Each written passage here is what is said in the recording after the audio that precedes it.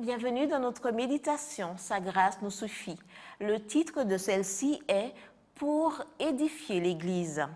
Rechercher l'amour, aspirer aux dons spirituels.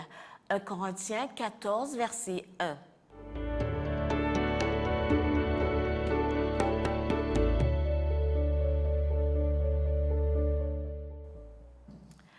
Paul introduit 1 Corinthiens 14 par une recommandation.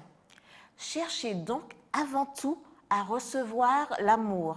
Désirez aussi les dons spirituels, surtout celui de transmettre les messages reçus de Dieu. 1 Corinthiens 14, verset 1. L'amour n'a pas dit que le don de prophétie, transmettre les messages reçus de Dieu, était le meilleur et le seul. Il se trouve que certains frères de Corinthe parlaient en langue, mais sans interprétation.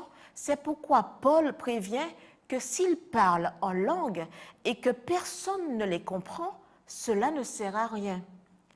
L'apôtre reconnaît et déclare « Je rends grâce à Dieu de ce que je parle en langue plus que vous tous. Mais dans l'Église, je préfère dire 5 paroles avec mon intelligence afin d'instruire les autres, plutôt que 10 000 paroles en langue. » Il n'est pas bon de parler en langue étrange, car le don a été offert pour l'édification de l'Église. Ainsi, tout ce qui doit être dit doit être intelligible. Maintenant, imaginons la chose suivante. Si toute l'Église se réunit et que tout le monde se met à parler en langue, si des personnes ignorantes ou non-croyantes arrivent et qu'elles ne comprennent rien à ce qui est dit, ne vont-elles pas en déduire que les membres de cette Église sont fous? En outre, si on parle en langue sans comprendre et sans être compris, cela peut être venir en charabia. En outre, si on parle en langue sans comprendre et sans être compris, cela peut devenir un charabia, complètement dénué de sens et le désordre total. Et cela n'est pas bon, car, comme le dit Paul dans le Temple, tout doit être fait avec bienséance et avec ordre. 1 Corinthiens 14, verset 40. Selon Eckhard Müller, il est clair que le don des langues peut être compris comme le don de parler des langues étrangères existantes sans les avoir étudiées.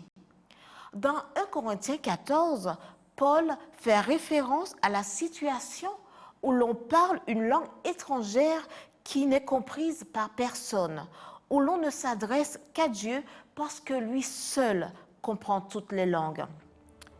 Le don des langues à Corinthe était un véritable don du Saint-Esprit, mais il était mal utilisé. Paul a donc invité l'Église à revenir au bon usage des dons spirituels afin qu'ils soient une bénédiction et non un obstacle pour les croyants comme pour les non-croyants.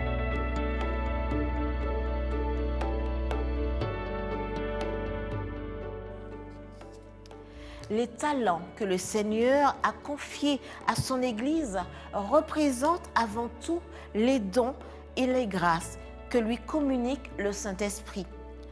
Un seul et même esprit opère toutes ces choses, les distribuant à chacun en particulier, comme il veut. Tous ne reçoivent pas les mêmes dons, mais à chacun est promis quelques dons de l'Esprit. Utilisez le don que Dieu vous a confié pour édifier l'Église. Amen.